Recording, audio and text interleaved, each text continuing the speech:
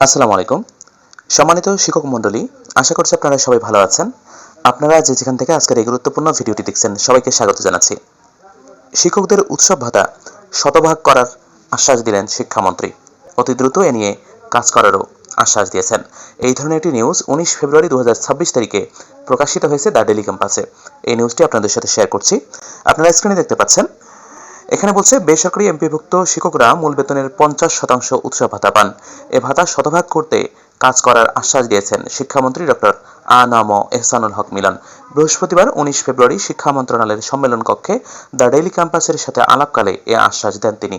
The daily ক্যাম্পাসের পক্ষ থেকে শিক্ষামন্ত্রীর কাছে জানতে চাওয়া হয়, সরকারি চাকরিজীবীরা মূল বেতনের শতভাগ উৎসব ভাতা পেলেও বেসরকারি শিক্ষকরা সেটা পান না।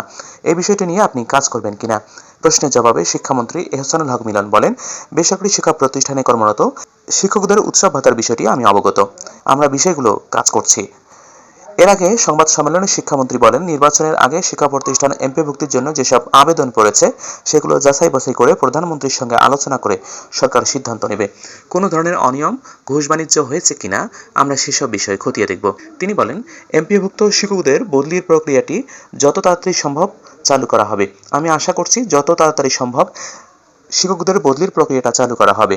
না হওয়া পর্যন্ত আমাদের সিস্টেমে যদি কোনো ত্রুটি থেকে থাকে সেটাও খতিয়ে দেখা হবে। এ সময় শিক্ষামন্ত্রী শিক্ষকদের বেতন নিয়ে বলেন, শিক্ষকদের বেতন দেরিতে হলে বিষয়টি পর্যবেক্ষণ করা হবে এবং তা ত্বরান্বিত করার ব্যবস্থা নেওয়া হবে। দেওয়ার ব্যবস্থা ছিল, কেন হলো না, কোনো মাসে যদি বিশেষ কোনো কারণ থেকে থাকে সেটিও আমরা খতিয়ে দেখব। সম্মানিত শিক্ষক মণ্ডলী, আশা করছি ভিডিওটি ভালো লেগেছে।